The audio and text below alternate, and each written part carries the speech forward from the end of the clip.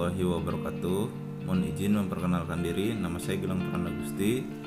Nomor induk mahasiswa saya adalah 1872170004. Saya dari semester 1 reguler plus, mata kuliah dasar-dasar pendidikan, prodi pendidikan ekonomi, dan dosen pengampu adalah Bapak Dahlan MPD dari Universitas Pancasakti.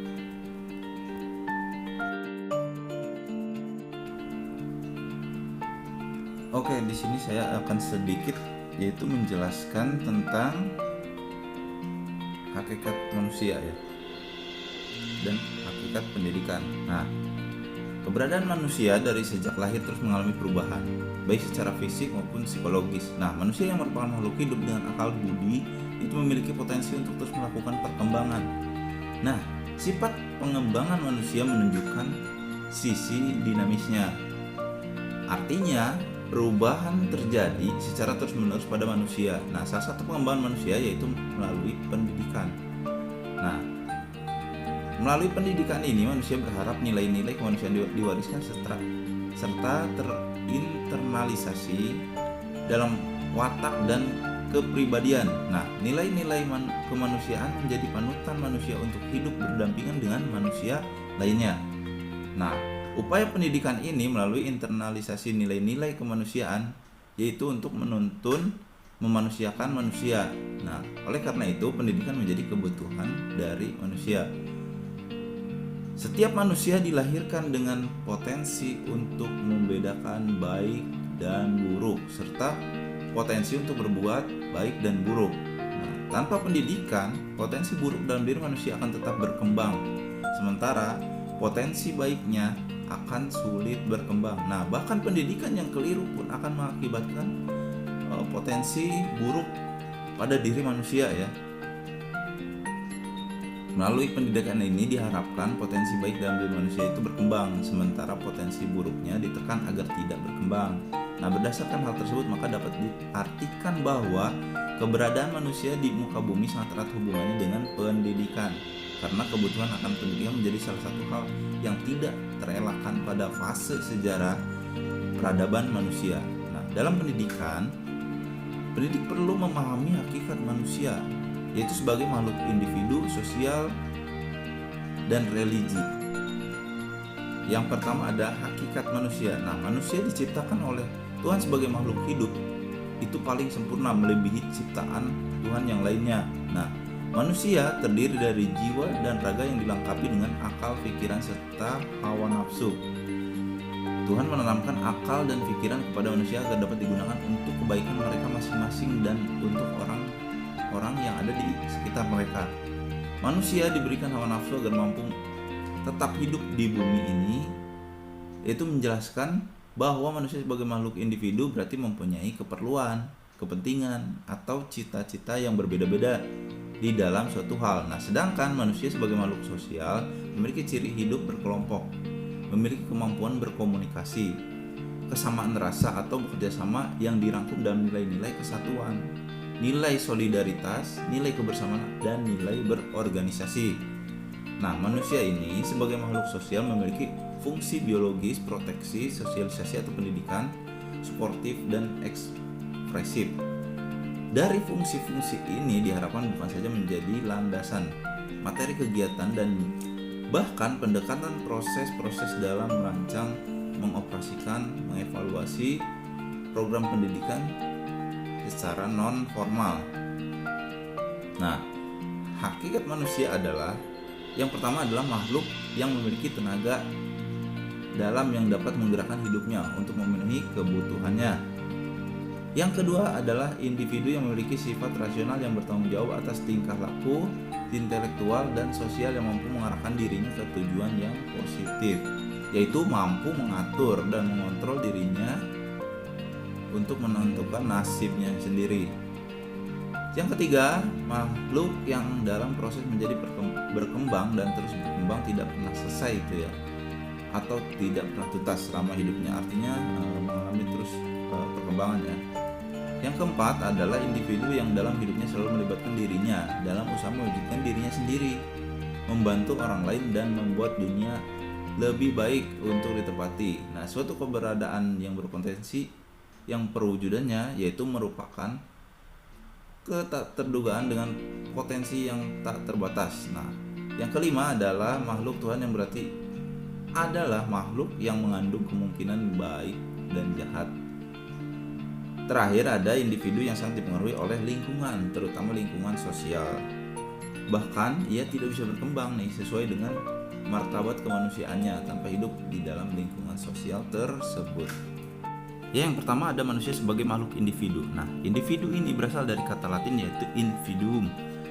Artinya yang tidak terbagi, maka kata individu itu merupakan sebutan yang dapat digunakan untuk menyatakan suatu kesatuan yang paling kecil dan terbatas. Nah, kata individu bukan berarti manusia sebagai suatu keseluruhan yang tak dapat dibagi, melainkan sebagai kesatuan yang terbatas, yaitu sebagai manusia perseorangan. Nah, istilah individu dalam kaitannya dengan pembicaraan mengenai keluarga dan masyarakat manusia. Nah, dapat pula diartikan sebagai manusia itu sendiri. Dalam pandangan psikologi sosial, manusia itu disebut individu bila pola tingkah lakunya bersifat spesifik dari dirinya dan bukan lagi mengikuti pola tingkah laku yang umum. Nah, karakteristik manusia sebagai makhluk individu yaitu setiap insan yang dilahirkan tentunya mempunyai pribadi yang berbeda atau menjadi dirinya sendiri. Nah, sekalipun anak ini kembar, itulah uniknya manusia. Karena dengan adanya individualitas ini, setiap orang memiliki kehendak, perasaan, cita-cita, kecenderungan, semangat, daya tahan yang berbeda. Nah, kesanggupan untuk memikul tanggung jawab sendiri merupakan ciri yang sangat esensial dari adanya individualitas pada diri setiap manusia ya. Selanjutnya ada manusia sebagai makhluk sosial. Nah, manusia adalah makhluk yang selalu berinteraksi dengan sesamanya. Manusia tidak dapat mencapai apa yang diinginkan dengan dirinya sendiri. Sebagai makhluk sosial, karena manusia menjalankan perannya sebagai dengan menggunakan simbol untuk mengkomunikasikan pemikiran dan perasaannya. Nah, manusia ini tidak dapat menyadari individualitas kecuali melalui medium kehidupan sosial. Nah, esensi manusia sebagai makhluk sosial pada dasarnya adalah kesadaran manusia tentang status dan posisi dirinya adalah kehidupan bersama serta bagaimana tanggung jawab dan kewajiban dalam kebersamaannya. Nah, karakteristik manusia sebagai makhluk sosial adalah yaitu telah berabad-abad konsep manusia sebagai makhluk sosial ini ada yang menitik beratkan pada pengaruh masyarakat yang berkuasa kepada individu. Nah, unsur keharusan biologis ini yaitu ada dorongan untuk makan ya, yang kedua dorongan untuk mempertahankan diri, yang ketiga ada dorongan untuk melangsungkan jenis ya. Dari tahapan di atas menggambarkan bahwa bagaimana individu dalam perkembangannya sebagai seorang makhluk sosial di mana antar individu ini merupakan suatu komponen yang saling ketergantungan dan membutuhkan, yaitu sehingga komunikasi antar masyarakat ditentukan oleh peran oleh manusia sebagai makhluk sosial.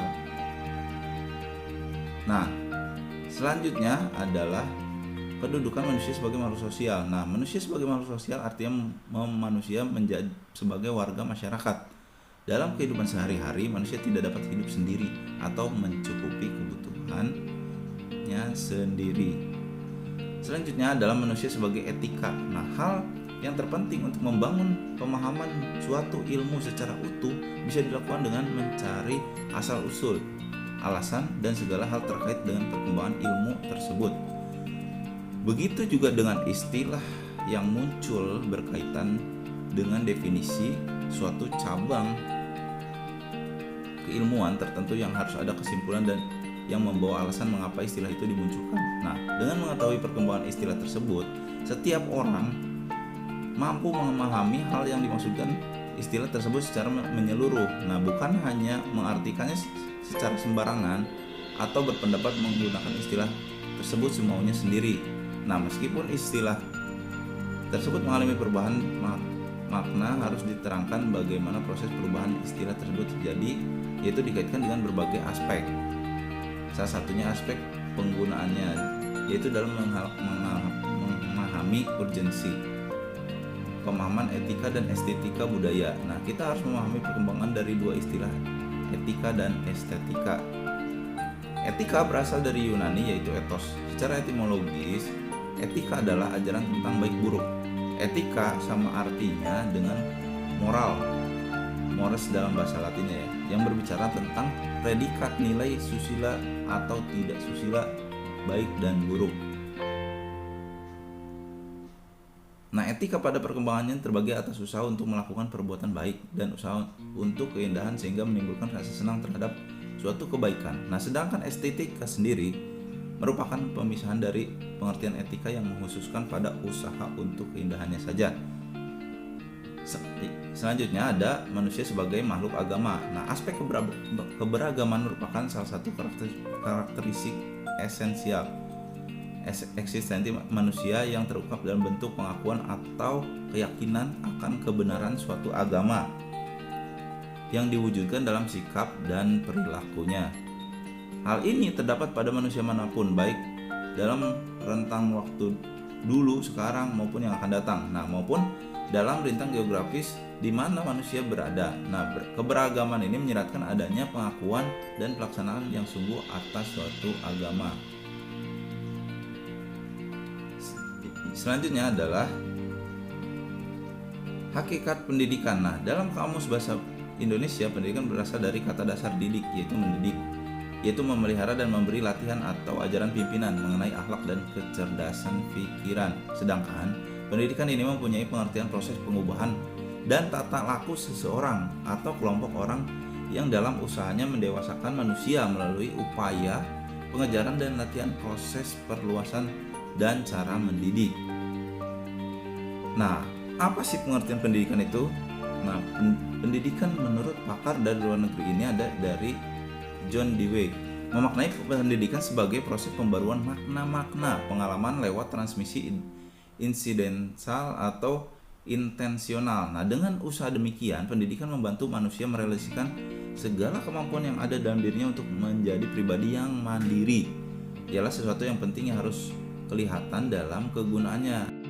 Itu salah satunya. Nah, pengertian pendidikan menurut pakar dalam negeri ada Ki Hajar Dewantara mengartikan pendidikan sebagai upaya untuk memajukan budi pekerti, pikiran serta jasmani anak. Agar apa? Agar dapat memajukan kesempurnaan hidup dan menghidupkan anak yang selaras dengan alam dan masyarakatnya. Itu menurut salah satu pakar dalam negeri yaitu Ki Hajar Dewantara ya.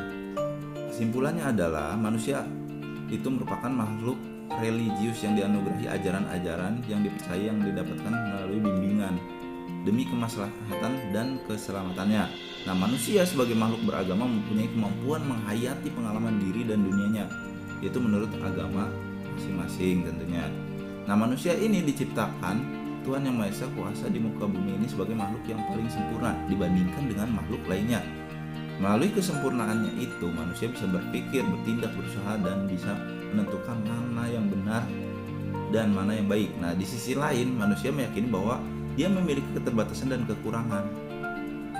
Mereka yakin ada kekuatan lain, yaitu Tuhan Sang Pencipta alam semesta. Oleh sebab itu, sudah menjadi fitrah manusia jika manusia mempercayai adanya Sang Maha Pencipta yang mengatur seluruh sistem kehidupan di muka bumi ini. Nah, kata individu bukan berarti manusia sebagai suatu